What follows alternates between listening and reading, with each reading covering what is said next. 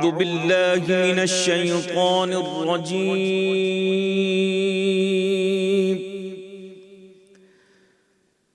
بسم الله الرحمن الرحيم.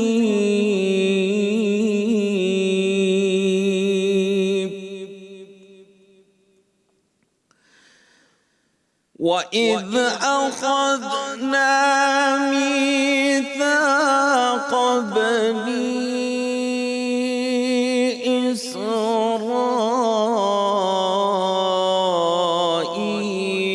لَا تَعْبُدُونَ إِلَّا اللَّهَ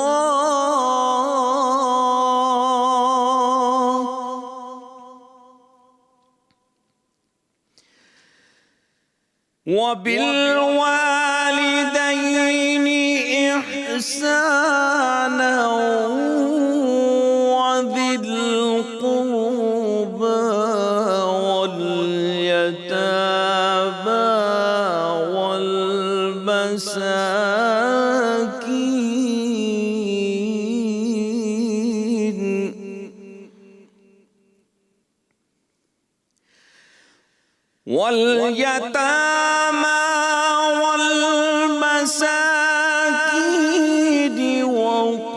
وَقُولُوا لِلنَّاسِ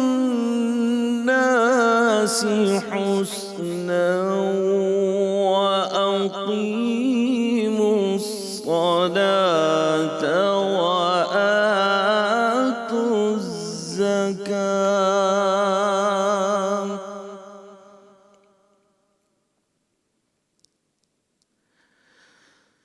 وَقُولُوا لِلنَّاسِ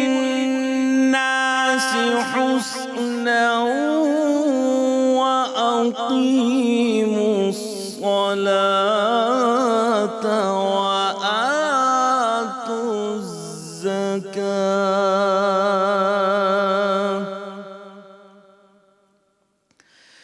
ثُمَّ تَوَلَّيْتُمْ إِلَّا قَلِيلًا مِّنكُمْ وَأَنتُم مُّعْرِضُونَ.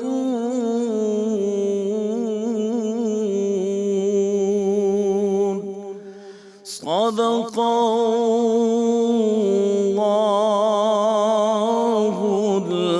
العظیم. اور جب ہم نے بنی اسرائیل سے عہد لیا کہ تم اللہ کے سوا کسی کی عبادت نہ کرو، والدین کے ساتھ حسن سلوک کرو، رشتہ دار، یتیم، مسکین کے ساتھ بھلائی کرو، لوگوں سے اچھی بات کہو، نماز قائم کرو اور زکوٰۃ دو، پھر تم میں سے تھوڑے ہی لوگ اس عہد پر عمل کرنے والے رہے اور تم پھر بھی منہ موڑتے رہے. صدق اللہ العظیم. ناظرین اکرام السلام علیکم. آپ کا میزبان ڈاکٹر زبیر احمد حاضر خدمت ہے. آج 17ویں سحری ہے اور آج جو 17 رمضان ہے، تاریخ کے لحاظ سے اگر ہم بات کریں تو آج اصل میں یوم بدر ہے. آج نبی صلی اللہ علیہ وسلم کے دور میں جو غزوہ بدر ہوا تھا، بدر کی جنگ ہوئی تھی، وہ یہی 17 رمضان کو ہوئی تھی اور اللہ تعالیٰ نے اس میں مسلمانوں کو فتح نصیب کی تھی، جبکہ مسلمانوں کی تعداد کفار کے مقابلے میں 3 گنا کم تھی. تو اللہ تعالیٰ کی مدد آئی تھی. آج کے دن، آج غزوہ بدر کا دن ہے. ہم اپنا یہ سحری ٹرانسمیشن کو کنٹینیو کرتے ہیں، مگر سب سے پہلے دیکھتے ہیں خلاصہ قرآن. مفتی زبیر احمد صاحب کی طرف جاتے ہیں.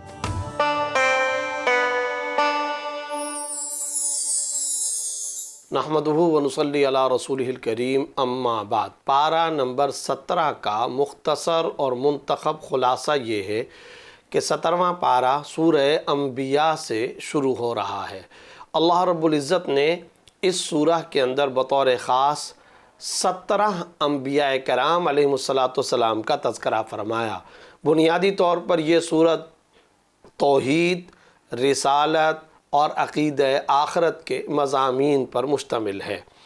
اللہ رب العزت نے اس کے آغاز کے اندر قیامت کا تذکرہ فرمانے کے بعد لاہیۃ قلوبہم واسروا النجوى الآیہ کے ماتحت مشرکین کے اس فرسودہ پرانے اعتراض کا جواب عطا فرمایا جس میں وہ یہ کہا کرتے تھے کہ آپ صلی اللہ علیہ وسلم تو ہماری طرح کے مرد ہیں، بشر ہیں، تو یہ نبی اور پیغمبر کیسے ہو سکتے ہیں؟ تو آپ صلی اللہ علیہ وسلم کے بارے میں اللہ رب العزت نے کئی مقامات پر فرمایا، جیسا کہ پیچھے قل انما انا بشر مثلکم یوحی الی انما الہکم الہ واحد 16ویں پارے کے اندر بھی اللہ رب العزت نے یہ بات ارشاد فرمائی۔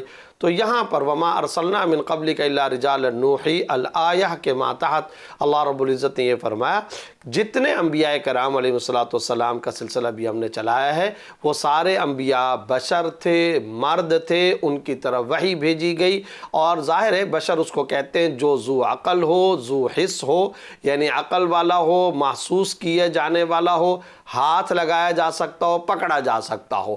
تو ظاہر ہے کہ یہ جنس کے اعتبار سے مرد اور بشر ہیں۔ ہاں اس میں کوئی شبہ نہیں کہ وہ سارے کے سارے انسانوں سے مقام اور درجے کے اعتبار سے نہ صرف یہ کہ افضل ہوتے ہیں بلکہ رسول اللہ صلی اللہ علیہ وسلم تو امام الانبیاء ہے، رئیس الانبیاء ہیں، ساری کی ساری انسانیت کے تو سردار و سربراہ ہیں ہی، لیکن انبیاء کی بھی مقامت، انبیاء کی بھی امامت کبریٰ کے منصب پر آپ صلی اللہ علیہ وسلم کو اللہ رب العزت نے فائز فرمایا۔ اس کے بعد فاسألوا اہل الذکر ان کنتم لا تعلمون، اگر تم نہیں جانتے تو اہل ذکر سے پوچھو۔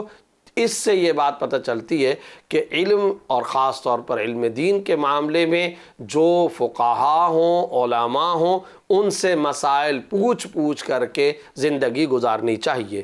اس کے بعد توحید خداوندی پر ایک نقلی دلیل کا ذکر کرتے ہوئے لو کان فیہما آلہۃ الا اللہ لفسدتا، تعدد الہ کی نفی فرما دی کہ اللہ کے علاوہ کوئی اور زمین و آسمان میں معبود اور خدا نہیں ہے۔ اگر ہوتا تو زمین کے اندر فساد برپا ہو جاتا۔ ظاہر ہے کہ اگر خدا کے علاوہ نعوذ باللہ کوئی اور معبود اور خدا ہوتا تو پھر یا تو وہ مجبور ہوتا کہ ایک خدا جو بات کہتا ہے وہ دوسرا بھی وہی کہتا، تو جو مجبور ہوتا ہے وہ خدا اور معبود کیسے ہو سکتا ہے؟ اور اگر وہ اختلاف کرتا تو پھر کس کی بات مانی جاتی؟ اب یہ کس کی مانی جائے کس کی نہ، یہ کیا ہے؟ اس طرح سے تو زمین کے اندر، آسمان و زمین میں فساد برپا ہو سکتا تھا۔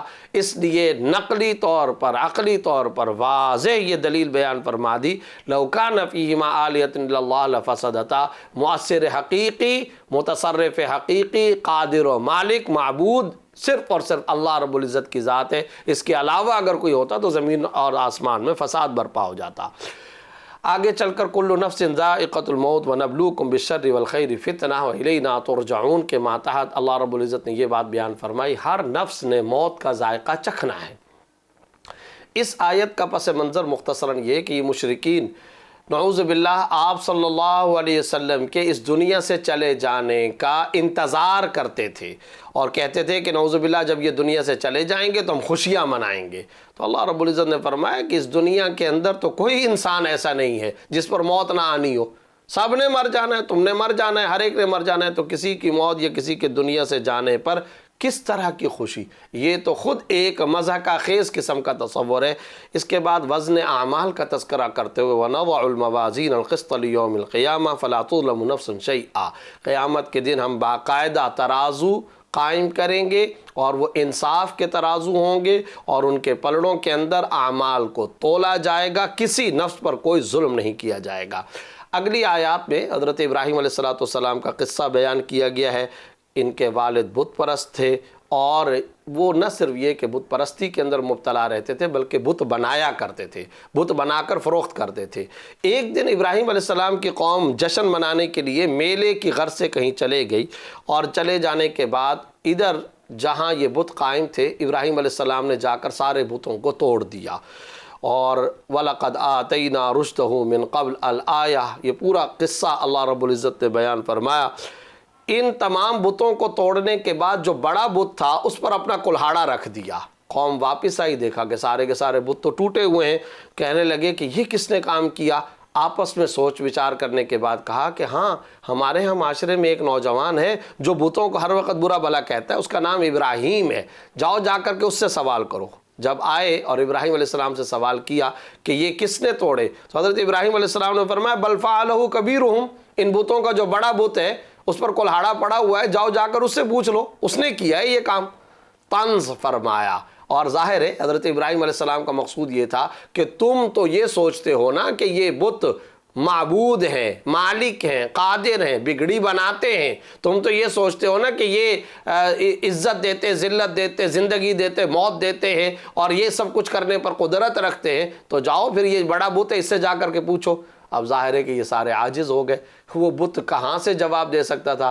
ظاہر ہے یہ بت لا ينفع ولا يضر، لا يسمع ولا يبصر، نہ یہ دیکھتے ہیں، نہ یہ سنتے ہیں، نہ نفع پہنچا سکتے ہیں، نہ نقصان پہنچا سکتے ہیں۔ تو بل فعلہ کبیرہم، جاؤ ان کے ہی بڑے نے کیا ہوگا۔ یہ جو جملہ حضرت ابراہیم علیہ السلام نے فرمایا طنز مقصود تھا کہ تم جن کی پرستش کرتے ہو، جن کی تم عبادت کرتے ہو، بتاؤ وہ کوئی بات کرنے، نفع نقصان پہنچانے کی قدرت رکھتے ہیں؟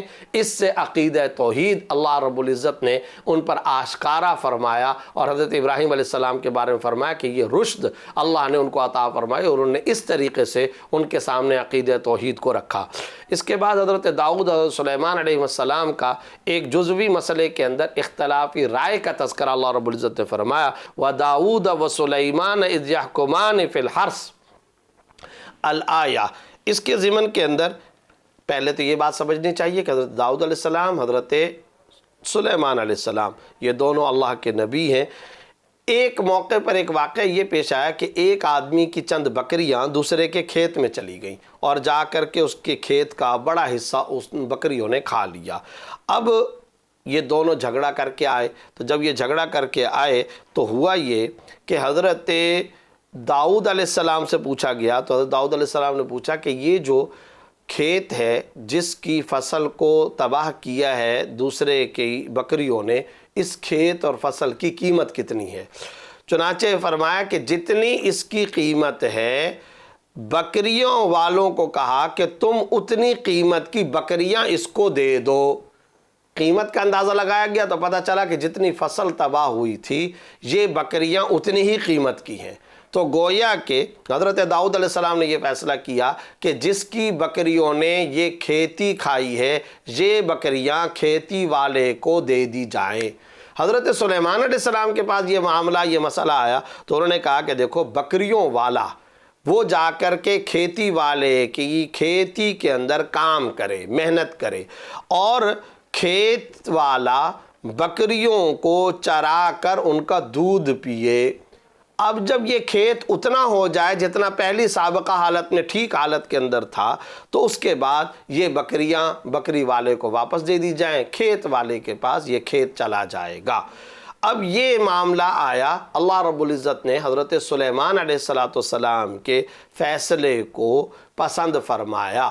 لیکن یہاں یہ بات ذہن کے اندر رکھیں، اس جزوی اختلاف کے ذریعے سے ایک بات ہمیشہ کے لیے علماء، فقہاء اور امت مسلمہ کو بھی یہ سمجھا دی گئی کہ جس مسئلے میں نص نہ ہو، یعنی خدا کا باقاعدہ امر اور حکم نہ آئے، اس میں اہل علم کے درمیان ڈیفرنس آف اوپینین ہو سکتا ہے، اس کو اجتہاد کہا جاتا ہے۔ اور قرآن و سنت کے اصولوں کی روشنی میں جب کوئی اپنی طرف سے اجتہاد کر کے مسئلہ بتاتا ہے، اس میں اگر کوئی اختلاف رائے ہو جائے تو اس میں کوئی مذائقہ نہیں، اس میں کوئی حرج کی بات نہیں، اس میں کوئی برائی کی بات نہیں ہے۔ اس کے بعد حضرت ایوب علیہ السلام کا قصہ، وَأَيُّوبَ إِذْ نَادَى رَبَّهُ أَنِّي مَسَّنِيَ الضُّرُّ وَأَنْتَ أَرْحَمُ الرَّاحِمِينَ۔ حضرت ایوب علیہ السلام پر بیماری اور آزمائش آئی، اور اس آزمائش کے نتیجے میں سارے کا سارا ساز و سامان ختم ہو گیا، بیماری بہت زیادہ بڑھ گئی، لیکن ان کی بیوی نیک تھی، اللہ رب العزت نے ان کی بیوی کے ذریعے سے ان کی خدمت کروائی، اور اس بیوی نے خوب خدمت کی، جس کے نتیجے میں یہ اللہ رب العزت نے بیماری بھی ختم فرما دی۔ اس کے بعد حضرت یونس علیہ السلام کی قوم کا واقعہ بیان فرمایا کہ وہ شرک کے اندر مبتلا تھی۔ حضرت یونس علیہ السلام نے فرمایا کہ اب مان جاؤ، اگر تم نہیں مانتے ہو تو 3 دن کا ٹائم ہے، ورنہ 3 دن کے بعد عذاب آئے گا۔ تیسرے دن یونس علیہ السلام اس علاقے سے خود چلے گئے۔ اب قوم جو پیچھے تھی انہوں نے دیکھا کہ آثار شاید اب ظاہر ہو رہے ہیں، گڑ گڑائی، معافی مانگی۔ چونکہ عذاب کے آنے سے پہلے قوم یونس نے توبہ کر لی اور ایمان لے کر کے آ گئے، لہٰذا اللہ رب العزت نے ان کو معاف فرما دیا اور آئے ہوئے عذاب کو ٹال دیا۔ مگر اللہ رب العزت کو حضرت یونس علیہ السلام کا بغیر حکم الہی کے تیسرے دن وہاں بستی سے نکل جانا، علاقے سے از خود چلے جانا، یہ پسند نہ آیا۔ عتاب نازل ہوا اس کے نتیجے میں، اور پھر ایک مچھلی نے حضرت یونس علیہ السلام کو نگل لیا. چند دن تک مچھلی کے پیٹ میں رہے، لیکن پھر وہاں رہتے ہوئے یہ دعا مانگی، لا الہ الا انت سبحانک انی کنت من الظالمین. اللہ رب العزت نے اس دعا کو قبول فرمایا اور اس مچھلی نے باقاعدہ منہ سے حضرت یونس علیہ السلام کو باہر نکال دیا. صحیح سالم حضرت یونس علیہ السلام باہر تشریف لے آئے. اس سے ہم سب کے لیے بھی ایک سبق ہے کہ جب ہم کسی مشکل میں، تنگی کے اندر مبتلا ہوں تو یہ قرآنی وظیفہ، نبوی وظیفہ، ایک پیغمبر اور نبی کا وظیفہ، لا الہ الا انت سبحانک انی کنت من الظالمین، اس کا ہمیں خاص طور پر ورد کرنا چاہیے. کوئی معبود نہیں سوائے اللہ کے. میں آپ کی پاکیزگی بیان کرتا ہوں، بے شک میں ظالموں میں سے ہو گیا تھا. لا الہ الا انت سبحانک انی کنت من الظالمین. اس کے بعد اس صورت کے اختتام پر انکم وما تعبدون من دون اللہ حسب جہنم انتم لہا واردون. اللہ رب العزت فرما رہے ہیں مشرکین سے کہ تم جس کی اللہ کے علاوہ عبادت کرتے ہو، تم اور وہ جن کی تم عبادت کرتے ہو خدا کے ساتھ شریک ٹھہراتے ہو، یہ جہنم کا ایندھن بنیں گے اور یہ جہنم کے اندر ڈالے جائیں گے. لیکن اب یہاں ایک سوال پیدا ہوتا تھا کہ بعض لوگوں نے تو حضرت عزیر علیہ السلام کی بھی عبادت کی ہے، عیسیٰ علیہ السلام کی بھی عبادت کی ہے، تو کیا ان کے ساتھ یہ معاملہ ہوگا؟ تو اگلی آیت میں اس کا جواب دے دیا، ان الذین سبقت لہم منا الحسنی اولئک عنہا مبعدون، کہ جن کے بارے میں پہلے سے فیصلہ کر لیا گیا کہ ان کے ساتھ نیکی کا، خیر کا فیصلہ ہوگا، خیر کا انجام ہوگا، وہ اس سے مستثنا ہیں. ظاہر ہے حضرت عزیر علیہ السلام یا حضرت عیسیٰ علیہ السلام یہ اللہ کے پیغمبر ہیں، ان کے ساتھ خیر ہی کا معاملہ اللہ کی طرف سے طے کیا گیا ہے. آخر میں وما ارسلناک الا رحمت للعالمین، آپ صلی اللہ علیہ وسلم کی پورے جہانوں کے لیے رحمت ہونے کی صفت کو بیان کیا گیا کہ ہم نے آپ کو نہیں بھیجا مگر تمام جہانوں کے لیے رحمت بنا کر. اس کے بعد سورہ حج کا آغاز ہو رہا ہے. یا ایھا الناس اتقوا ربکم ان زلزلۃ الساعۃ الآیہ. اللہ رب العزت نے فرمایا کہ قیامت کی ہولناکی کس قسم کی ہوگی جب دودھ پلانے والی عورت دودھ پلانا بھول جائے گی اور بچے کو ایک طرف کر دے گی، اور لوگوں کی جو خواتین ہیں ان کی پریگننسی گر جائے گی، حمل گر جائیں گے، لوگ نشے کے اندر ہو جائیں گے، ایک طرح سے گویا نشے کے اندر ادھر ادھر سر ٹکرا رہے ہوں گے. خدا کا عذاب بڑا سخت ہوگا. یہ تذکرہ قیامت کا فرمانے کے بعد آگے اللہ رب العزت نے بعث بعد الموت، یعنی مرنے کے بعد دوبارہ اٹھائے جانے کو خاص طور پر ایک زبردست پیرائے کے اندر اور اسلوب کے اندر بیان فرمایا. اگر تم لوگ اس بارے میں شک کے اندر ہو کہ دوبارہ موت کے بعد تمہیں کیسے زندہ کیا جائے گا اور کیسے اٹھایا جائے گا، تو اب اللہ رب العزت فرما رہے ہیں تمہیں غور کرنا چاہیے کہ تمہیں پہلے سے بنایا کیسے گیا. مٹی بنائی گئی اور مٹی کے ذریعے سے تمہاری پیدائش ہوئی. کس طرح، کس معنی کر کہ مٹی، پھر اس کے اندر اللہ نے غذا اور خوراک کے لیے درخت اور پودے، گندم، چیزیں یہ پیدا کی، اور پھر غذا اور خوراک کے بعد جب مرد وہ غذا اور خوراک کھاتے ہیں تو اس سے اللہ رب العزت باڈی اور جسم کے اندر نطفہ پیدا کرتے ہیں. وہ نطفہ مرد کی پیٹھ سے ماں کے رحم کے اندر منتقل ہو جاتا ہے، اور پھر اس کے نتیجے میں کیا ہوتا ہے؟ اولاً خون بنتا ہے، اس کے بعد لوتھڑا بنتا ہے، پھر اس کے بعد بوٹی بنتی ہے، پھر اس کے بعد ہڈی بنتی ہے. ان تمام مراحل سے گزارنے کے بعد اللہ رب العزت ماں کے پیٹ سے باہر بچے کو برآمد فرماتے ہیں. تو جو اللہ رب العزت یہ سارے مراحل کرنے پر قادر ہے، اس اللہ کے لیے دوبارہ انسان کو پیدا کرنا یا زندہ کر کے کھڑا کر لینا کیا مشکل ہے؟ کیا وہ خدا اس پر قادر نہیں ہے؟ یقیناً وہ اس پر قادر ہے. جس اللہ نے یہ سب بنایا وہ دوبارہ بنانے پر بھی لازم قادر ہے، اس کے لیے کچھ مشکل نہیں. وَمِنَ النَّاسِ مَن يَعْبُدُ اللَّهَ عَلَى حَرْفٍ الآیہ کے ضمن میں اللہ رب العزت نے یہ بات ارشاد فرمائی کہ کچھ وہ لوگ جو دنیا کے لیے ایمان لائے تھے، یعنی ان کا مقصد یہ تھا کہ ہم ایمان لے آئیں اور اس کے ذریعے سے دنیا مال و متاع حاصل کر لیں، بعد میں کیا ہوا؟ جب ان کو دنیا نہیں ملی، مال و متاع نہیں ملا، تو وہ ایمان سے پھر گئے۔ اللہ رب العزت نے فرمایا انہوں نے اپنا دونوں نقصان کیے، دونوں نقصان، یعنی دنیا کا بھی نقصان کیا اور آخرت کا بھی نقصان کیا۔ اس کے بعد اللہ رب العزت نے کعبۃ اللہ کی تعمیر کا تذکرہ یوں فرمایا وَإِذْ بَوَّأْنَا لِإِبْرَاهِيمَ مَكَانَ الْبَيْتِ۔ دراصل خانہ کعبہ بیت اللہ حضرت آدم علیہ السلام کا تعمیر کردہ ہے، لیکن بعد میں اس کی عمارت منہدم ہو گئی۔ اللہ نے ابراہیم علیہ السلام کو وہ مقام اور جگہ بتا دی، اس جگہ کی نشاندہی فرما دی کہ اس جگہ پر کعبے کی تعمیر کرو۔ چنانچہ حضرت ابراہیم علیہ السلام نے اپنے صاحبزادے حضرت اسماعیل علیہ السلام کے ساتھ مل کر کے اس جگہ بیت اللہ کی تعمیر نو فرمائی، اور پھر اس کے بعد اگلی آیات میں فرمایا جب کعبۃ اللہ کی تعمیر ہو گئی اب آپ اعلان حج کر لیں، اور اللہ رب العزت نے فرمایا کہ اس اعلان حج کے نتیجے میں لوگ اپنی سواریوں کو تھکا کر کے حج بیت اللہ کرنے کے لیے آئیں گے۔ اس کے بعد اگلی آیات میں وَيَذْكُرُ اللَّهَ فِي أَيَّامٍ مَّعْلُومَاتٍ عَلَىٰ مَا رَزَقَهُمْ الْآيَةِ۔ قربانی کے مخصوص ایام کا تذکرہ فرمایا، 10 ذی الحجہ سے لے کر 12 ذی الحجہ تک قربانی کے ایام معلومات ہیں، اور یہ کہ قربانی کے ایام معلومات یہ ہیں، کئی صحابہ کرام سے یہ مروی ہے۔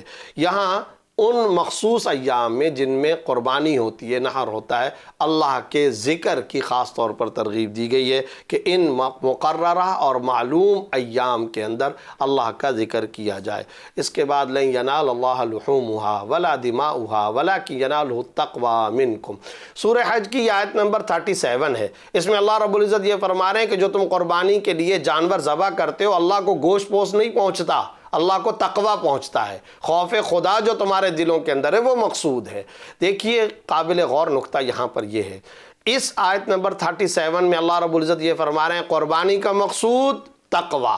پیچھے اسی سورہ حج کے اندر آیت نمبر 32 کے اندر اگر آپ دیکھیں، جہاں بیت اللہ کا تذکرہ آیا تو وہاں شاعر اسلام، شاعر اللہ کی تعظیم کرنے کا حکم دیا گیا، اور ساتھ میں وہاں پر بھی تقوی کا تذکرہ ہے وَمَن يُعَظِّمْ شَعَائِرَ اللَّهِ فَإِنَّهَا مِن تَقْوَى الْقُلُوبِ۔ جو اللہ کے شاعر یعنی کعبۃ اللہ وغیرہ کا احترام کرتا ہے تو یہ دلوں کے تقوی کا کام ہے۔ آپ اندازہ لگائیے کہ یہاں قربانی کا مقصود تقوی، شاعر اللہ کی تعظیم کا مقصود تقوی۔ سورہ بقرہ آیت نمبر 183 کے اندر اللہ رب العزت جہاں روزے کا حکم دے رہے ہیں، یا ایھا الذین آمنوا کتب علیکم الصیام کما کتب علی الذین من قبلکم لعلکم تتقون، وہاں روزے کا مقصود تقوی بیان کرنا، تقوی کو روزے کا مقصود اصلی قرار دیا گیا۔ جہاں حج کا تذکرہ آ رہا ہے، الحج اشہر معلومات فمن فرض فیہن الحج فلا رفث ولا فسوق ولا جدال فی الحج وما تفعلوا من خیر یعلم اللہ وتزودوا فإن خیر الزاد التقوی۔ حج کا تذکرہ کرتے ہوئے بھی حج کا مقصود تقوی، تو نماز کا مقصود تقوی، روزے کا مقصود تقوی، جہاد کا مقصود تقوی، شاعر اسلام کا مقصود تقوی، اور اسی طرح اس آیت کے اندر 37 کے اندر اللہ رب العزت نے فرمایا لَن يَنَالَ اللَّهَ لُحُومُهَا وَلَا دِمَاؤُهَا وَلَكِنْ يَنَالُهُ التَّقْوَىٰ مِنْكُمْ۔ قربانی کے جانور کے یہ سینگ، یہ گوشت، یہ پوست، یہ کھال، یہ اللہ کو نہیں پہنچتا، تقوی جو ہے وہ اللہ رب العزت کو پہنچتا ہے، اور وہی مقصود اصلی ہے۔ آپ سب حضرات جانتے ہیں کہ مکہ مکرمہ کے اندر تمام صحابہ کرام کو مشرکین کے مظالم کے جواب میں صبر اور خاموشی اختیار کرنے کا حکم دیا گیا تھا، گویا ہاتھ بندھے ہوئے تھے، روکا گیا تھا کہ تم نے جواب نہیں دینا، قتال و جہاد نہیں کرنا۔ لیکن جب مدینہ تشریف آئے تو یہ سب سے پہلے آیت جہاد کے بارے میں نازل ہوئی کہ جن لوگوں نے ظلم برداشت کیے اب ان کو یہ اجازت دی گئی کہ وہ قتال کر سکتے، جہاد کر سکتے۔ چنانچہ اس کے نتیجے میں جنگ بدر ہوئی، اور اللہ رب العزت نے جنگ بدر کے اندر فتح و نصرت عطا فرمائی۔ اگلی آیات میں الذین ان مکناہم فی الارض اقاموا الصلاۃ وآتوا الزکاۃ وامروا بالمعروف ونہوا عن المنکر، وہ لوگ کہ جن کو ہم زمین کے اندر قرار، استحکام، اقتدار اور اختیار عطا کرتے ہیں، وہ 4 کام کرتے ہیں، نماز قائم کرتے ہیں، اقامت صلاۃ، نظام زکوٰۃ قائم کرتے ہیں، بھلائی کا حکم دیتے ہیں، برائی سے روکتے ہیں۔ اس آیت مبارکہ از سورہ حج کے اندر اللہ رب العزت نے ایک فیورٹ اسلامک اسٹیٹ کے بنیادی فرائض بیان فرمائے۔ اسلامی ریاست کے بنیادی فرائض کیا ہوتے ہیں؟ آج کل بہت سارے لوگ یہ کہا کرتے ہیں کہ جناب ریاست جو ہوتی ہے، اسٹیٹ جو ہوتی ہے، وہ تو بے دین ہوتی ہے، وہ تو سیکولر ہوتی ہے اور وہ تو لامذہب ہوا کرتی ہے۔ یہاں قرآن کریم کیا فرما رہا ہے؟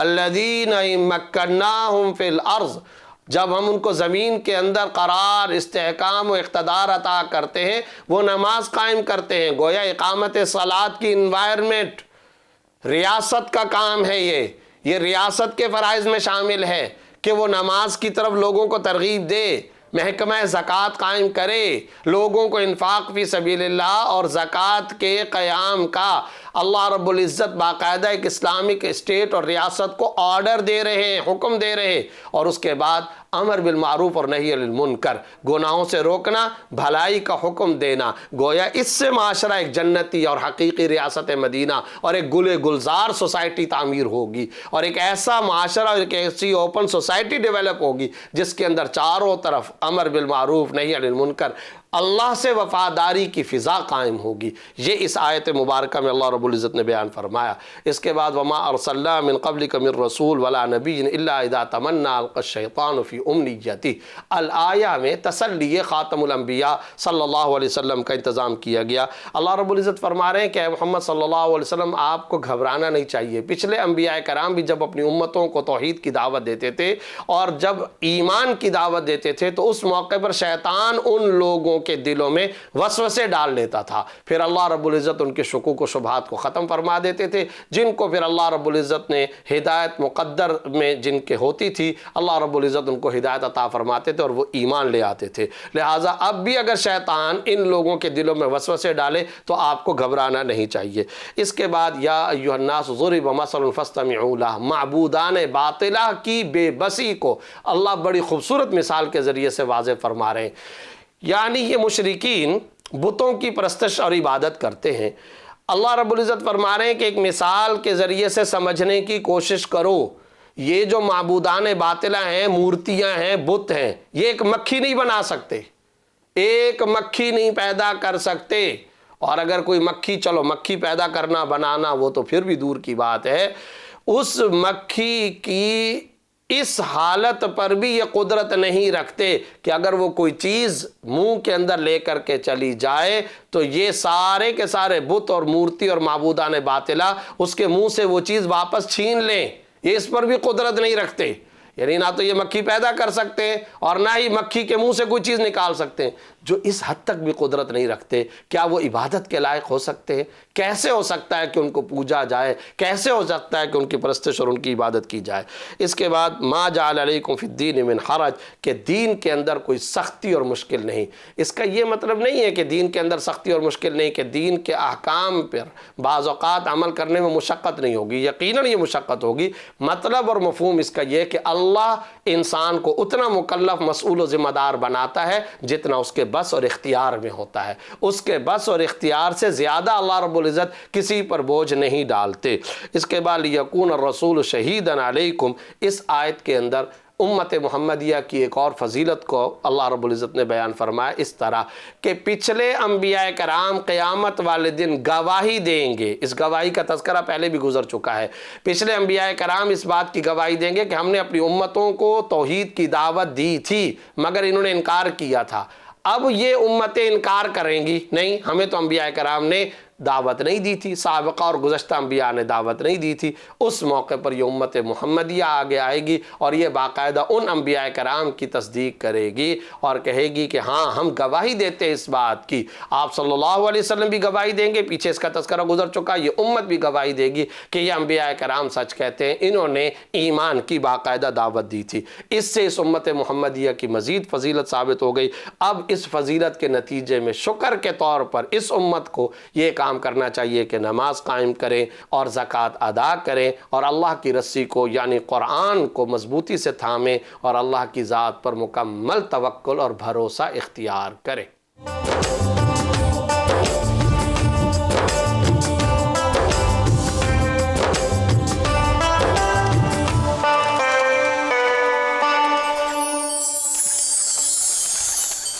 ڈاکٹر ریحان احمد صاحب کی یہ خصوصیت ہے کہ وہ قرآن کو پڑھتے ہیں اور قرآن کے سمجھانے کے لیے وہ دنیا سے مثالیں نکال کر دکھاتے ہیں اور بہت عمدہ اور بہت آسان سی مثالوں سے سمجھاتے ہیں کہ اللہ تعالیٰ کا پیغام کیا ہے۔ تو چلتے ہیں اگلے سیگمنٹ کی جانب جس کا نام ہے قرآن اور دنیا، جو ہمارے سامنے پیش کریں گے ڈاکٹر ریحان احمد۔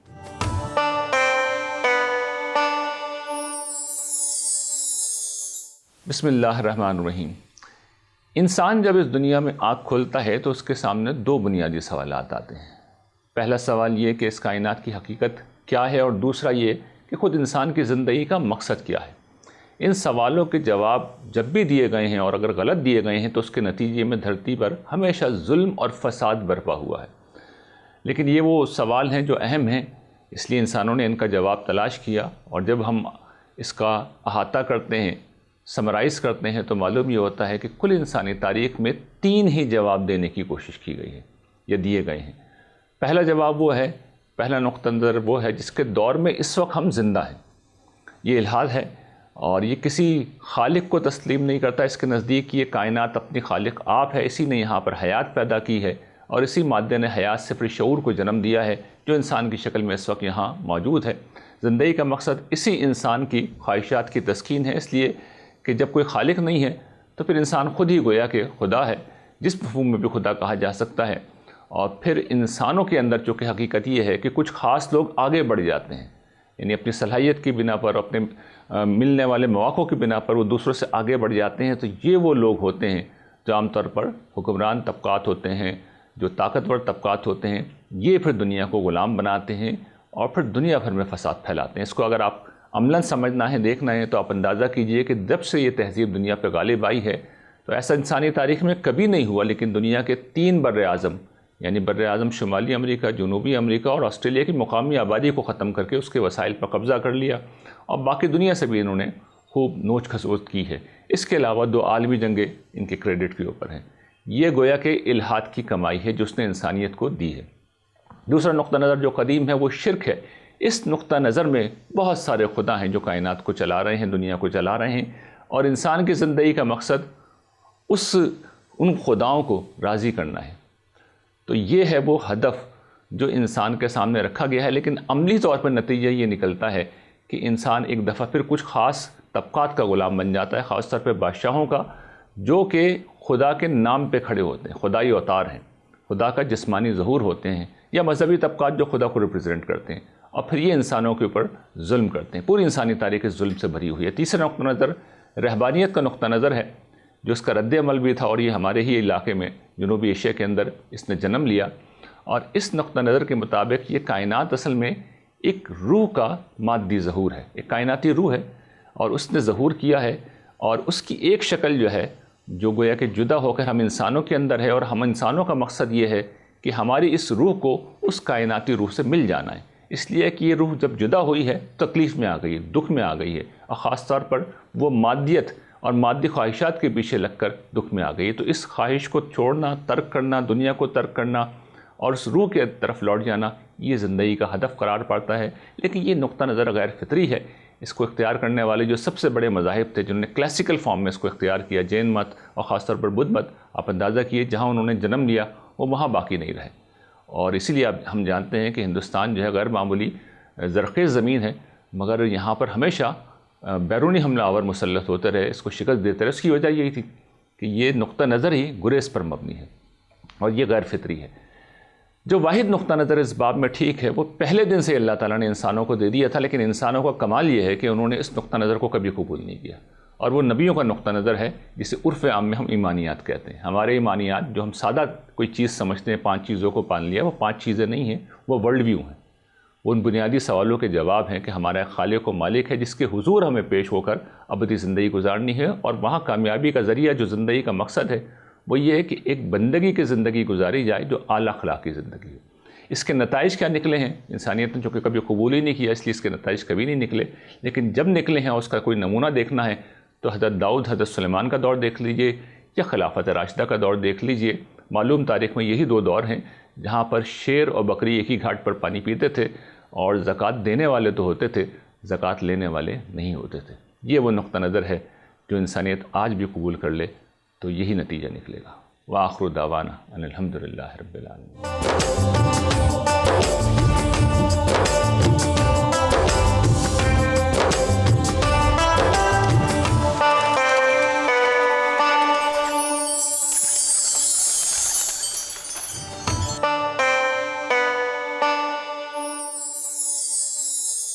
بسم اللہ الرحمن الرحیم۔ السلام علیکم۔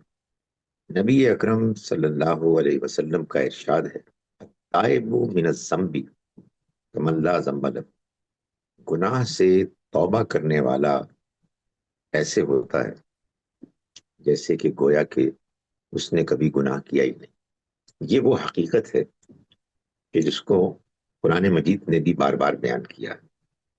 اللہ تعالیٰ نے 3 گناہوں کا ذکر کرنے کے بعد سورہ الفرقان کی آخری آیات میں فرمایا، یعنی جس نے شرک کیا، قتل کیا، زنا کیا، یہ وہ لوگ ہیں کہ جو جہنم میں جائیں گے اور اس میں ہمیشہ رہیں گے، الا سوائے من تابا، سوائے اس کے کہ جس نے توبہ کی، وآمنا اور ایمان لایا، وعمل عملا صالحا اور اس نے نیک اعمال کیے، فاولئک یبدل اللہ سیئاتہم حسنات، یہ وہ لوگ ہیں کہ جن کی برائیوں کو اللہ نیکیوں اچھائیوں سے بدل دے گا۔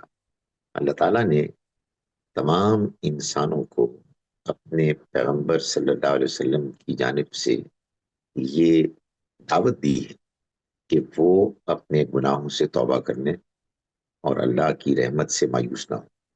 چنانچہ سورہ زمر سورہ نمبر 39 کی آیت نمبر 53 میں اللہ تعالیٰ یہ فرماتے ہیں کہ اے پیغمبر، میرے ان بندوں سے کہہ دیجئے اسرفوا علی انفسہم، جنہوں نے اپنی جانوں پر ظلم کیا، گناہ کیے، لا تقنطوا من رحمت اللہ، اللہ کی رحمت سے مایوس نہ ہو، انہ یغفر الذنوب جمیعا، وہ سارے گناہ معاف کر دے گا، انہ هو الغفور الرحیم، یقیناً وہ معاف کرنے والا، رحم کرنے والا۔ وَأَنِيبُوا إِلَىٰ رَبِّكُمْ، تو تم رجوع کرو اپنے رب کی طرف، وَأَسْلِمُوا لَهُ، اور اس کے فرما بردار بن جاؤ، یعنی اپنے گناہوں سے توبہ کرو، اپنی اصلاح کرو تو اللہ تعالیٰ تمہیں معاف کر دے گا۔ اللہ نے قرآن مجید میں یہ بات بیان فرمائی ہے کہ اللہ یحب التوابین ویحب المتطہرین، اللہ توبہ کرنے والوں اور پاک صاف رہنے والوں کو پسند فرماتا ہے۔ السلام علیکم ورحمۃ اللہ وبرکاتہ۔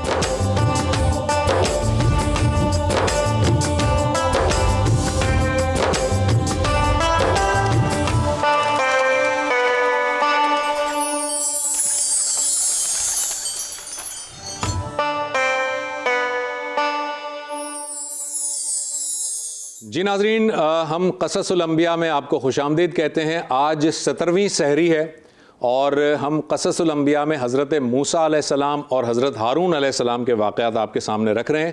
کل ہم نے اس کا حصہ اول پیش کیا تھا اور اس حصے اول میں ہم نے یہ دیکھا تھا کہ حضرت موسیٰ علیہ السلام حضرت شعیب علیہ السلام سے رخصت ہوتے ہیں اور اپنی بیوی کو لے کر مدین سے اب جانا چاہ رہے ہوتے ہیں مصر کی جانب۔ تو آپ جب مصر کی طرف ٹریول کرتے ہیں تو راستے میں کوہ طور کے پاس بہت شدید سردی ہوتی ہے، رات کا وقت ہوتا ہے اور کافی ٹھنڈ کی وجہ سے آپ وہاں پر ایک جگہ پر پڑاؤ کرتے ہیں اور آپ دیکھتے ہیں کہ کہیں کوئی آگ کا انتظام ہو جائے کیونکہ شدید سردی تھی۔ تو آپ نے دیکھا کہ کوہ طور پر بہت اوپر پہاڑ کی چوٹی پر آپ کو کچھ آگ سی نظر آئی، اور وہ آگ جو آپ کو نظر آتی ہے، آپ اپنی بیوی سے کہتے ہیں کہ تم یہاں پر ٹھہرو اور میں اوپر جاتا ہوں، ہو سکتا ہے کہ مجھے کوئی راستہ مل جائے اور ہو سکتا ہے کہ میں آگ بھی لے آؤں ساتھ۔ یہ جو آپ کے سامنے میپ نظر آ رہا ہے ناظرین، اس میپ میں آپ دیکھیں کہ آپ کو شمال کی جانب مصر کا وہ علاقہ نظر آ رہا ہے جہاں فرعون رہتا تھا، جہاں حضرت موسیٰ رہتے تھے 10 سال پہلے، اور دوسری جانب جنوب کی جانب آپ کو مدین نظر آ رہا ہے جہاں پر آپ مائیگریٹ کر کے گئے تھے، اور بیچ میں آپ کو ماؤنٹ آف طور کا علاقہ نظر آ رہا ہے۔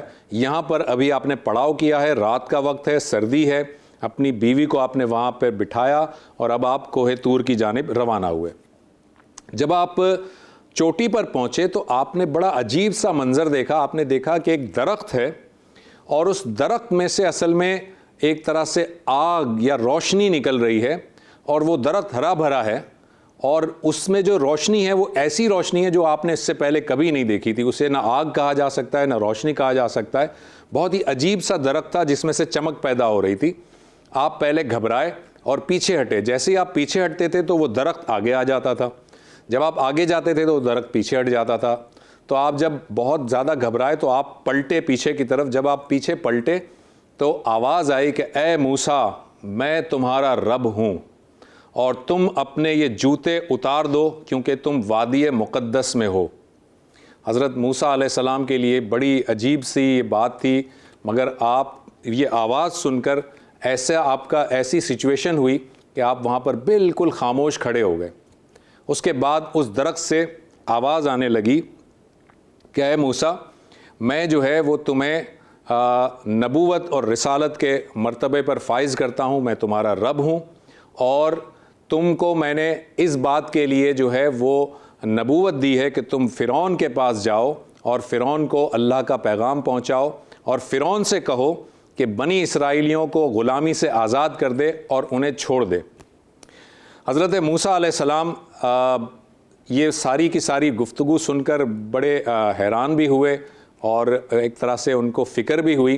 انہوں نے اللہ تعالیٰ سے کہا کہ یا اللہ, میں فرعون کے پاس جاؤں گا تو اپنے اس قتل کا آپ نے حوالہ دیا کہ یہ معاملہ ہوگا.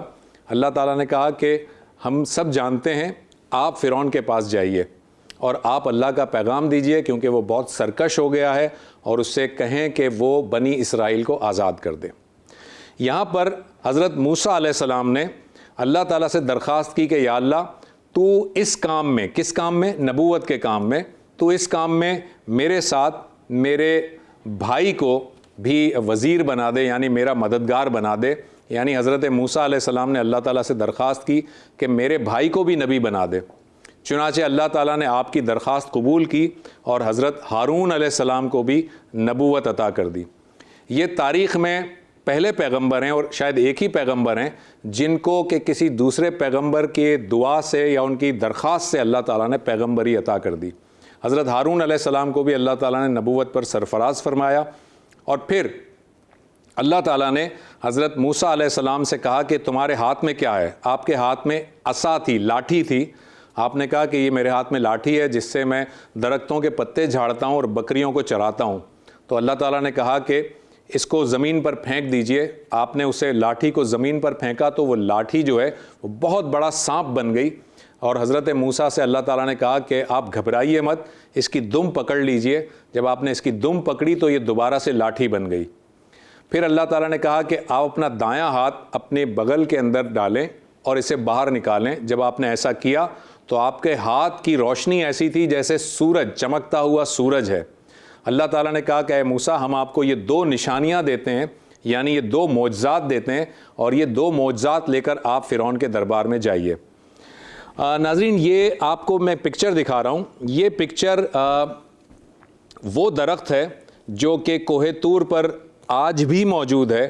یہاں پر یہ درخت آپ دیکھ سکتے ہیں کہ ہرا بھرا درخت ہے, اور اسی درخت کے بارے میں روایت میں آتا ہے کہ یہی وہ درخت ہے جس پر اللہ تعالیٰ نے تجلی کی تھی اور اللہ تعالیٰ نے حضرت موسیٰ علیہ السلام سے کلام کیا تھا. یہ دوسری پکچر دیکھیے. یہ دوسری پکچر بھی اسی درخت کا ایک ڈیفرنٹ اینگل ہے, اور یہ درخت جو ہے یہ سینائی جو ڈیزرٹ ہے وہاں پر ماؤنٹ طور کے پاس موجود ہے. اور اس درخت کے لیے اب ایک بہت بڑی خانقاہ بن گئی ہے. یہ خانقاہ ہے جو تیسری تصویر میں آپ کو نظر آ رہی ہے. یعنی اس خانقاہ کے اندر اصل میں یہ درخت ہے جہاں پر مسلمز, جیوز, کرسچنز سب لوگ جاتے ہیں, اور یہاں پر وہ اپنی عبادت بھی کرتے ہیں اور اس درخت کی زیارت بھی کرتے ہیں. خیر, حضرت موسیٰ علیہ السلام واپس آئے, اپنی بیوی کو ساتھ لیا اور پھر مصر کی جانب روانہ ہوئے. اب آپ دیکھیں اللہ تعالیٰ کی قدرت کہ حضرت موسیٰ علیہ السلام آگ لینے گئے تھے پہاڑ پر, اور اللہ تعالیٰ نے ان کو نبوت عطا کر دی اس پہاڑ پر, کوہ طور پر. حضرت موسیٰ علیہ السلام جب مصر کی جانب روانہ ہوئے تو چونکہ حضرت ہارون علیہ السلام کو بھی اللہ تعالیٰ نے اب نبوت پر سرفراز کر دیا تھا، لہٰذا حضرت ہارون علیہ السلام کو اللہ تعالیٰ نے وحی کے ذریعے بتا دیا کہ آپ کے بھائی حضرت موسیٰ تشریف لا رہے ہیں۔ چنانچہ جیسے ہی آپ مصر پہنچے، آپ کے بھائی حضرت ہارون نے آپ کا استقبال کیا اور آپ کو گھر لے آئے۔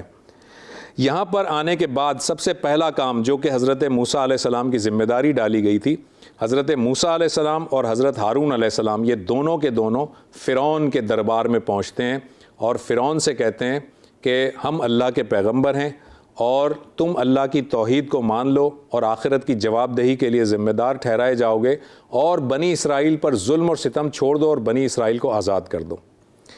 فرعون کے ساتھ جب یہ مکالمہ ہوا تو فرعون نے کہا کہ حضرت موسیٰ علیہ السلام سے کہا کہ تم تو وہی ہو نا جس نے ہمارے گھر میں پرورش پائی تھی، اور تم تو وہی ہو جو یہاں سے قتل کر کے بھاگ گئے تھے۔ تو حضرت موسیٰ علیہ السلام نے کہا کہ ہاں میں وہی ہوں، اور یہ قتل میں نے دانستہ نہیں کیا تھا بلکہ یہ ایک غلطی تھی۔ بہرحال فرعون نے کہا کہ میں تمہاری بات کیوں مانوں اور میں کیسے یقین کر لوں کہ تم اللہ کے پیغمبر ہو۔ تو حضرت موسیٰ علیہ السلام نے اپنی لاٹھی فرعون کے دربار میں پھینکی اور وہ لاٹھی سانپ بن گئی، اور اس کے بعد آپ نے اسے پکڑا تو وہ دوبارہ لاٹھی بن گئی۔ فرعون نے یہ معجزہ دیکھنے کے بعد کہا کہ اچھا تو تم بہت بڑے جادوگر ہو، اگر ایسا ہے تو میرے اس علاقے میں، میرے اس ملک میں جتنے جادوگر ہیں ان کے ساتھ میں تمہارا مقابلہ کرواتا ہوں، تاکہ پتہ چل جائے کہ تم بڑے جادوگر ہو یا میرے ساتھ جو لوگ ہیں وہ بڑے جادوگر ہیں۔ چنانچہ یہ طے پایا کہ جو ان قبطیوں کا ایک تہوار ہوا کرتا تھا، جو ایک طرح سے کہہ لیجئے کہ ان کی عید کا تہوار تھا، اس تہوار کے دن فرعون نے اعلان کر دیا کہ تمام کے تمام لوگ دربار کے سامنے میدان میں حاضر ہوں، اور بہت بڑے بڑے جادوگروں کو بلوایا گیا، اور وہ جادوگر وہاں پر جب آئے تو حضرت موسیٰ علیہ السلام کے ساتھ ان کا مقابلہ کروایا گیا۔ یہ جو جادوگر تھے یہ ان کو فرعون نے لالچ دیا کہ اگر تم موسیٰ کے اس چال میں کامیاب ہو گئے اور موسیٰ کو تم نے شکست دے دی تو تم کو میں دربار میں بڑی خاص پوزیشن عطا کروں گا۔ چنانچہ یہ تمام کے تمام جادوگر جو ہے وہ تیار تھے حضرت موسیٰ اور حضرت ہارون علیہ السلام کا مقابلہ کرنے کے لیے۔ جب یہ دربار میں یہ سارا آمنے سامنے آئے تو حضرت موسیٰ علیہ السلام نے جادوگروں سے کہا کہ پہلے تم اپنی چال چلو۔ چنانچہ ان جادوگروں نے اپنی اپنی لاٹھیاں اور رسیاں پھینکیں۔ جب وہ لاٹھیاں اور رسیاں پھینکیں تو وہ سب کے سب سانپ بن گئے، اور سانپ بننے کے بعد وہ حضرت موسیٰ علیہ السلام کی طرف دوڑے، جس سے کہ حضرت موسیٰ علیہ السلام تھوڑے سے گھبرائے، لیکن اللہ تعالیٰ نے وحی کی کہ اے موسیٰ مت گھبرائیے، اپنی لاٹھی پھینکیے۔ تو آپ نے اپنی لاٹھی پھینکی اور آپ کی لاٹھی ایک بہت بڑا اژدہا بن گیا جس نے ان تمام سانپوں کو نگل لیا، اور اس کے بعد حضرت موسیٰ نے دوبارہ وہ لاٹھی اٹھا لی، جس پر جو وہ جادوگر جو تھے وہ سمجھ گئے کہ حضرت موسیٰ علیہ السلام کی یہ جو چال تھی یہ کوئی جادو نہیں تھا، یہ یقیناً کوئی بہت بڑا معجزہ تھا۔ لہٰذا وہ تمام کے تمام جادوگروں نے حضرت موسیٰ علیہ السلام پر ایمان کا اعلان کیا، اور انہوں نے کہا کہ ہم موسیٰ اور ہارون کے رب پر ایمان لاتے ہیں۔ یہ جادوگروں کا جو ایمان لانا تھا یہ فرعون کو بہت زیادہ غصے میں لے آیا، اور فرعون نے کہا کہ تم نے ایسی بات کس طرح کہہ دی میرے پوچھے بغیر، میرے حکم کے بغیر، اور اگر تم اپنی اس بات سے باز نہیں آئے تو میں تمہیں بڑی تکلیف کے ساتھ قتل کروا دوں گا، تمہیں مخالف سمتوں سے کٹوا دوں گا، یعنی تمہارا ایک دایاں ہاتھ اور بایاں پاؤں جو ہے وہ کٹوا دوں گا اور پھر تمہیں سولی پہ لٹکا دوں گا۔ لیکن یہ ہے کہ وہ جو جادوگر تھے انہوں نے چونکہ حق دیکھ لیا تھا، وہ جادوگر باز نہیں آئے۔ انہوں نے فرعون سے کہا کہ تیرا جو جی چاہتا ہے کر لے، لیکن ہم موسیٰ اور ہارون کے رب پر ایمان لے آئے ہیں۔ بہرحال فرعون نے ان تمام جادوگروں کو تو قتل کر دیا، لیکن حضرت موسیٰ علیہ السلام پر ایمان نہیں لایا۔ حضرت موسیٰ علیہ السلام جو ہے وہ بار بار تنبیہ کرتے رہے کہ تم اگر ایمان نہیں لاؤ گے تو تم اللہ کے عذاب کے پھیرے میں آ جاؤ گے، مگر وہ نہیں مانا۔ چنانچہ پے در پے اللہ تعالیٰ نے مختلف عذاب، چھوٹے چھوٹی جو نشانیاں ہیں وہ بھیجیں۔ مثال کے طور پر قحط سالی یا پھلوں میں کمی، باغات کے اندر نقصان، طوفان، ٹڈی دل کا حملہ، یہ جو ٹڈیاں ہوتی ہیں وہ پورے کے پورے دل سمیت حملہ کرتی ہیں، اسی طرح جوئیں، اسی طرح مینڈک، اور اسی طرح خون کا عذاب۔ یہ جو عذاب آتے گئے اس میں ایسا ہوتا تھا کہ جیسے قحط سالی ہو گئی تو فرعون جو ہے وہ موسیٰ کو بلاتا تھا اور موسیٰ علیہ السلام سے کہتا تھا کہ میں تمہارے رب پر ایمان لے آتا ہوں مگر تم دعا کرو کہ قحط سالی ختم ہو جائے۔ حضرت موسیٰ دعا فرماتے تھے، قحط سالی ختم ہو جاتی تھی، فرعون پھر اپنی بات سے پھر جاتا تھا۔ اس کے بعد ایک دوسرا عذاب آتا تھا، مینڈک کا عذاب مثال کے طور پر، تو ہر طرف مینڈک ہی مینڈک ہوتے تھے، ہر جگہ مینڈک ہوتے تھے اور اتنے زیادہ ہوتے تھے کہ لوگ پریشان ہو جاتے تھے۔ پھر فرعون جو ہے وہ بلاتا تھا کہ آپ اللہ سے دعا کریں، یہ عذاب ٹل جاتا تھا، پھر وہ اپنی بات سے پھر جاتا تھا، اور اس طرح کرتے کرتے 6-7 عذاب جو ہے وہ اس فرعون کو اللہ تعالیٰ نے دکھائے، ایک طرح سے نشانیاں دکھائیں، لیکن فرعون جو ہے وہ اس کے باوجود حضرت موسیٰ علیہ السلام پر ایمان نہیں لایا۔ چنانچہ پھر اللہ تعالیٰ نے حضرت موسیٰ علیہ السلام کو حکم دیا، ایک دن خاص مقرر کر دیا اور کہا کہ آپ اور ہارون علیہ السلام اپنی تمام بنی اسرائیل کے جو لوگ ہیں، جو کہ تقریباً 6 لاکھ کے قریب ہیں، ان سب کو لے کر آپ یہاں سے فرار ہو جائیں، یہاں سے نکل جائیں، یعنی مصر کو چھوڑ دیں اور فلسطین کی جانب چلے جائیں۔ لہٰذا حضرت موسیٰ علیہ السلام نے اپنی قوم کے تمام لوگوں کو خفیہ طور پر بتا دیا کہ فلاں تاریخ کو ہم یہاں سے نکل جائیں گے، رات کے وقت اپنا سارا سامان جو بھی قیمتی چیزیں ہیں وہ ساتھ رکھ لو، اور رات کے وقت خاموشی سے تمام کے تمام لوگ یہاں سے نکلیں گے مصر سے اور فلسطین کی جانب جائیں گے۔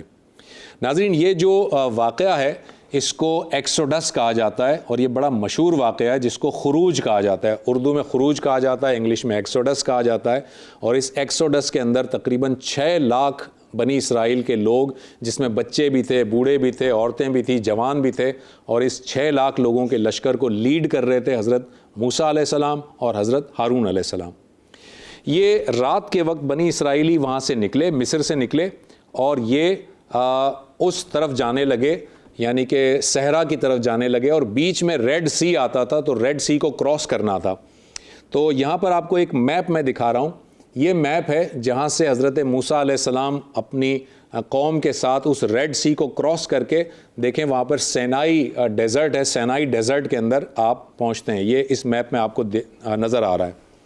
اب کیا ہوتا ہے کہ جب یہ پورا کا پورا 6 لاکھ کا لشکر جب جاتا ہے، رات کو نکلتا ہے، صبح بالکل جب صبح طلوع ہو رہی ہوتی ہے تو فرعون کے جو لوگ ہیں، سپاہی ہیں، انہیں معلوم ہوتا ہے کہ بستی پوری خالی ہے اور سارے کے سارے بنی اسرائیلی غائب ہیں۔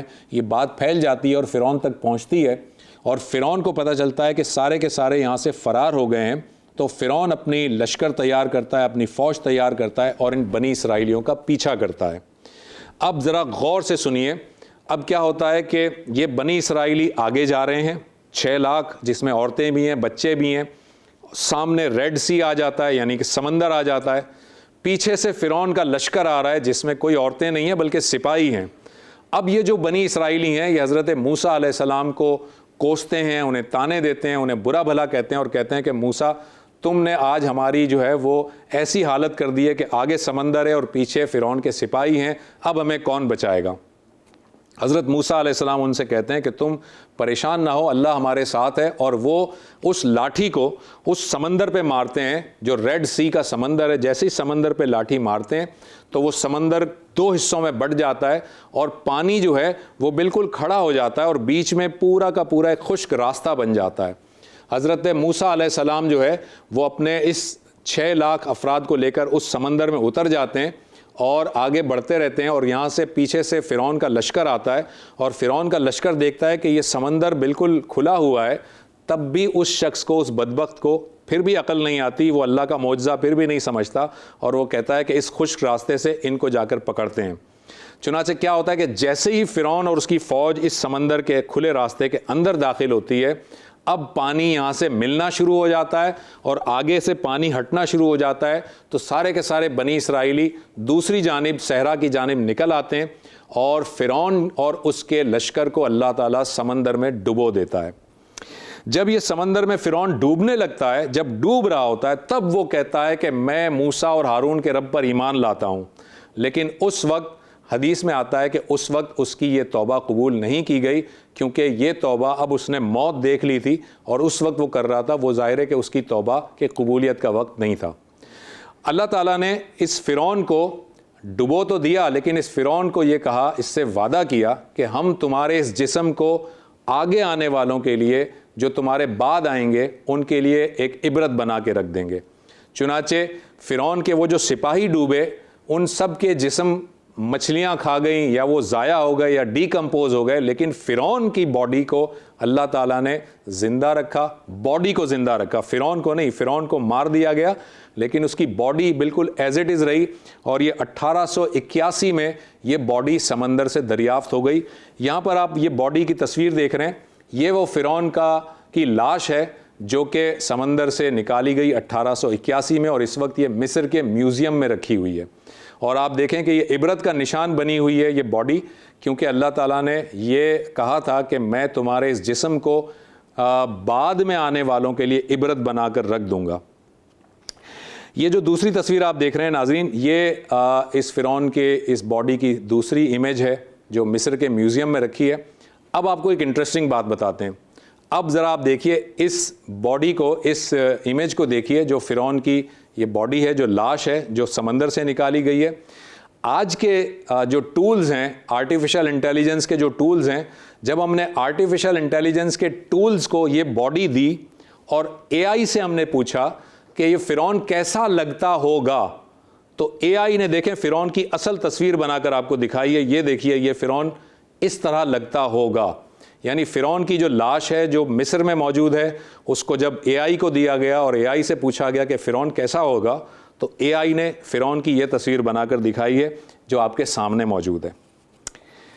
خیر، جب حضرت موسیٰ علیہ السلام کو اللہ تعالیٰ نے بچا لیا، ان کی قوم کو بچا لیا، تو روایات میں آتا ہے کہ یہ عاشورے کا دن تھا، یعنی محرم کی 10 تاریخ تھی، جس میں کہ اللہ تعالیٰ نے بنی اسرائیلیوں کو نجات دی تھی فرعون کی اس غلامی سے۔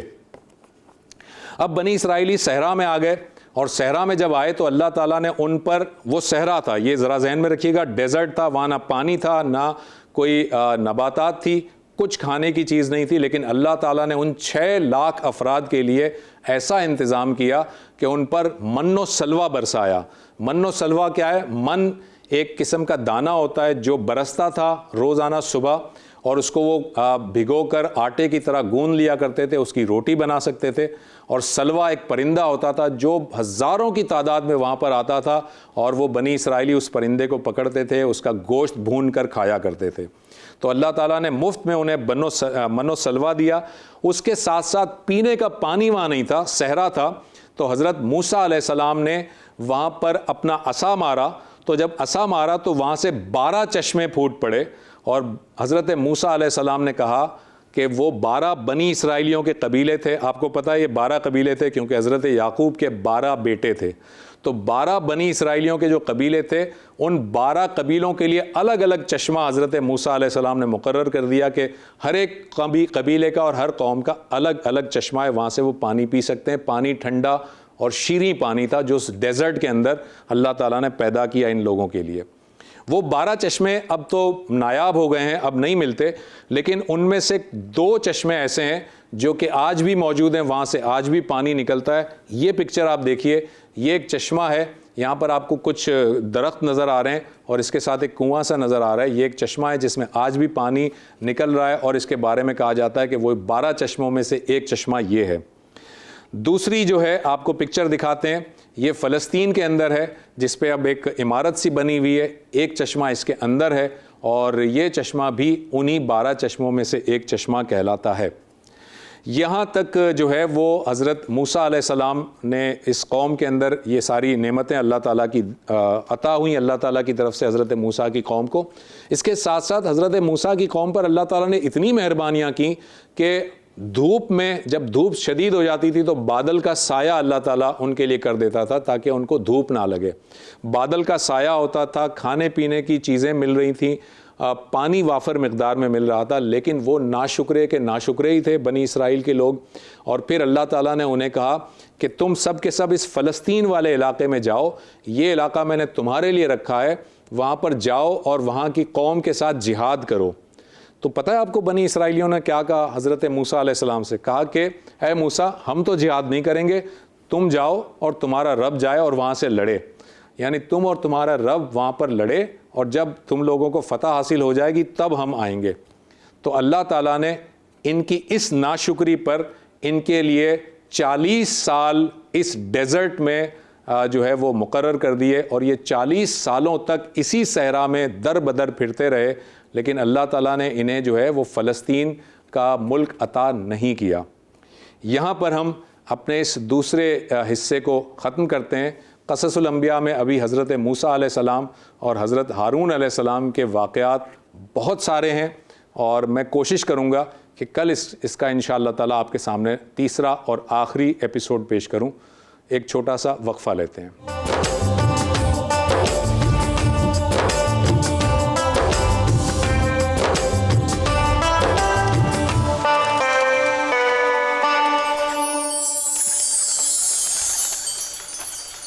شجاع الدین شیخ صاحب کو اللہ تعالیٰ نے یہ صلاحیت دی ہے کہ وہ بہت ہی مدلل انداز میں اور جامع انداز میں مگر سہل طریقے سے قرآن کا پیغام پہنچاتے ہیں۔ ہم دیکھتے ہیں اگلے سیگمنٹ کو، جس کا نام ہے پیغام رمضان، جو کہ شجاع الدین شیخ صاحب پیش کرتے ہیں۔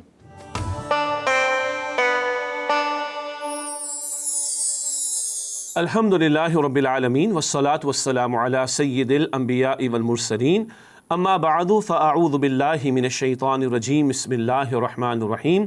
فلم تقتلوہم ولکن اللہ قتلہم وما رمیت اذ رمیت ولکن اللہ رما، صدق اللہ العظیم۔ اللہم صلی علی محمد وعلی آل محمد وبارک وسلم۔ رب اشرح لی صدری ویسر لی امری واحلل عقدۃ من لسانی یفقہوا قولی واجعل لی وزیرا من اہلی، آمین یا رب العالمین۔ ناظرین کرام، السلام علیکم ورحمۃ اللہ وبرکاتہ۔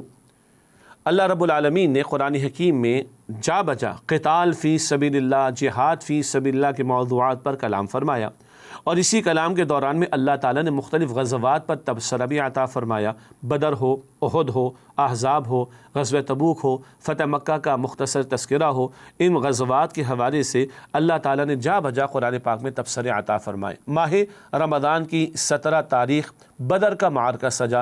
حق و باطل کے درمیان میں نبی مکرم علیہ السلام کے مبارک دور میں پہلا جو باقاعدہ ٹکراؤ ہوا وہ غزوہ بدر ہے، جو 17 رمضان المبارک کو سجا یہ میدان، اور اس دن کو سورۃ الانفال میں اللہ تعالیٰ نے یوم الفرقان قرار دیا، حق اور باطل میں فرق کر دینے والا دن۔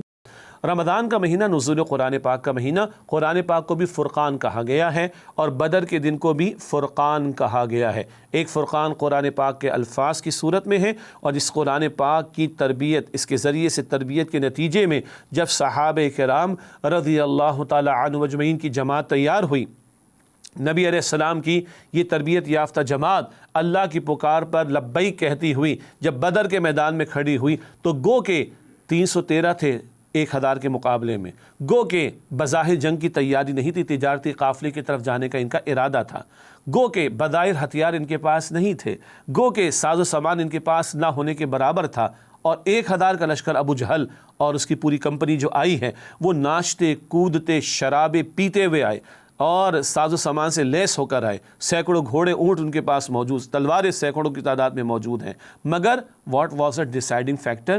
ڈیسائیڈنگ فیکٹر کیا تھا کہ اللہ 313 کے ساتھ تھا۔ فضائے بدر پیدا کر، فرشتے تیری نصرت کو، اتر سکتے ہیں گردوں سے قطار اندر، قطار اب بھی۔ یہ بدر کا معرکہ رمضان المبارک میں سجا۔ رمضان کا مہینہ ہمارے یہاں تصور آ گیا کہ کول رہنے کا مہینہ، ٹھنڈا رہنے کا مہینہ، آرام کا مہینہ، اور روزے کے علاوہ کھانے پینے کا مہینہ، غروب آفتاب سے صبح صادق تک کھاتے رہو، پیتے رہو، راتوں کو جاگتے رہو، سیر سپاٹے کرتے رہو۔ ہمارا یہ تصور بن گیا۔ رسول اکرم علیہ السلام کے دور کا رمضان تو بڑا ایکٹیو رمضان تھا۔ اسی ماہ رمضان میں حضور کے دور میں بدر کا معرکہ سجتا ہے، اسی ماہ رمضان میں فتح مکہ ہوتی ہے۔ سبحان اللہ، یہ بڑے عظیم معرکے ماہ رمضان میں پیش آئے حضور کے دور میں صلی اللہ علیہ وسلم۔ آج کی نشست میں ابتدا میں نے سورہ انفال کی آیت نمبر 17 کے الفاظ آپ کے سامنے تلاوت کیے تھے۔ سورہ انفال میں اللہ تعالیٰ نے تفصیلی تبصرہ غزوہ بدر کے حوالے سے عطا فرمایا، وہیں اللہ تعالیٰ نے ارشاد فرمایا فَلَمْ تَقْتُلُوهُمْ وَلَٰكِنَّ اللَّهَ قَتَلَهُمْ، ایمان والو، اے نبی علیہ السلام کے صحابہ، تم نے ان کافروں کو قتل نہیں کیا۔ عجیب الفاظ سنیے، تم نے ان کافروں کو قتل نہیں کیا، وَلَٰكِنَّ اللَّهَ قَتَلَهُمْ، لیکن اللہ نے انہیں قتل کیا ہے۔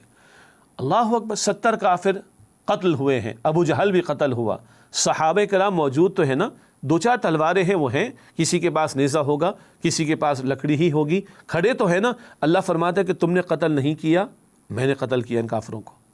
ایک موقع آیا نبی علیہ السلام نے مٹی لی مٹھی میں اپنی، اور مٹھی میں جو مٹی تھی اس پر پھونک ماری، اور آپ نے فرمایا کہ شاہت الوجوہ، چہروں کو بگاڑ دے۔ یہ مٹی کافروں کی آنکھوں میں گئی، دھول مٹی ان کی جب آنکھوں میں گئی تو بھگدڑ مچ گئی، پھر قتل ہوئے کفار، 70 کے قریب قتل ہوئے بدر کے میدان میں۔ اللہ تعالیٰ کے رسول موجود ہیں صلی اللہ علیہ وسلم، مٹھی آپ کی ہے، مٹی آپ نے اٹھائی ہے، پھونک آپ نے ماری ہے، اللہ فرما رہے کہ نہ وما رمیت اذ رمیت ولکن اللہ رما، اے نبی علیہ السلام مٹی آپ نے نہیں پھینکی، مٹی تو اللہ نے پھینکی۔ اللہ اکبر۔ عالم ظاہر میں ظاہر کے معاملات کو دیکھیں، صحابہ موجود، حضور موجود، اللہ فرماتے ہیں کہ نہیں تم نے قتل نہیں کیا، میں نے قتل کیا، مٹی نبی آپ نے نہیں پھینکی، میں نے پھینکی صلی اللہ علیہ وسلم۔ آپ اندازہ کیجئے روحانیت کا درجہ اور قرب الہی کا درجہ، اس سے اوپر کوئی ہو سکتا ہے؟ روحانیت کا کوئی درجہ، قرب الہی کا کوئی درجہ اس سے اوپر ہو سکتا ہے کہ بندہ عمل کر رہا ہے اور اللہ تعالیٰ اپنی طرف نسبت دے رہا ہے، اللہ تعالیٰ اپنی طرف اس کو منسوب کر رہا ہے۔ اللہ اکبر کبیرہ۔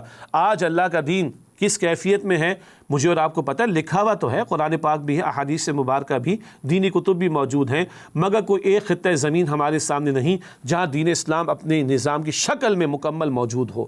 ہے کہ غالب؟ نہیں۔